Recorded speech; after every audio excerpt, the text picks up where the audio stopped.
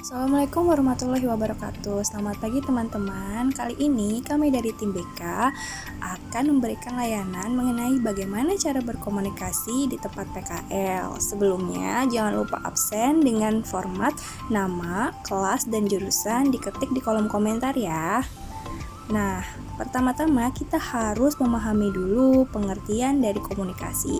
Apa itu komunikasi?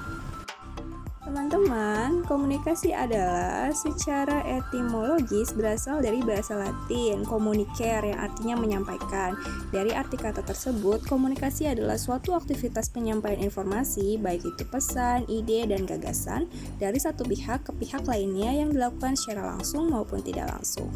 Sekarang kita akan masuk ke jenis-jenis komunikasi. Terdapat beragam sekali jenis komunikasi. Yang pertama adalah komunikasi verbal. Komunikasi verbal adalah sebuah jenis komunikasi yang disampaikan dengan menggunakan kata-kata melalui tulisan maupun lisan. Nah, contoh komunikasi verbal yang pertama adalah berinteraksi dengan lawan bicara atau orang lain.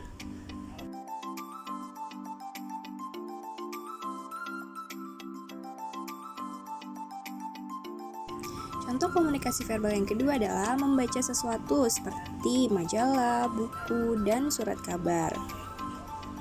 Kemudian, contoh lain dari komunikasi verbal adalah membawakan pidato atau materi di depan umum.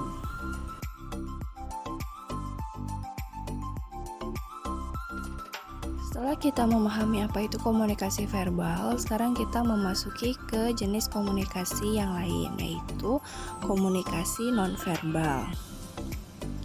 Komunikasi nonverbal adalah komunikasi yang pesannya tidak menggunakan kata-kata, melainkan menggunakan bahasa tubuh, isyarat, hingga ekspresi wajah seseorang, termasuk juga intonasi, kualitas suara. Salah satu contoh komunikasi nonverbal adalah ekspresi wajah. Ekspresi wajah disebut menjadi bagian penting dari komunikasi nonverbal karena kita bisa memberikan banyak informasi ke lawan bicara lewat ekspresi. Itulah mengapa ekspresi wajah sangat penting diperhatikan saat kerja. Contoh lain dari komunikasi nonverbal adalah gestur tubuh. Gestur tubuh juga menjadi salah satu contoh komunikasi nonverbal yang wajib kamu pahami. Dalam dunia kerja, gestur tubuh akan menjadi perhatian saat kamu sedang berbicara dengan atasan atau klien. Jadi kamu wajib memperhatikan bagaimana gestur tubuh kamu saat berbicara dengan atasan ataupun saat berbicara dengan rekan kerja. Selain gestur tubuh, salah satu contoh dari komunikasi nonverbal adalah penampilan. Penampilan yang ditunjukkan dari model dan warna pakaian, gaya rambut, hingga gaya makeup juga sangat perlu diperhatikan.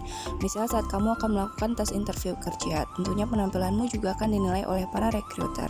Itulah mengapa saat akan melakukan tes interview, kamu harus memilih pakaian yang tepat.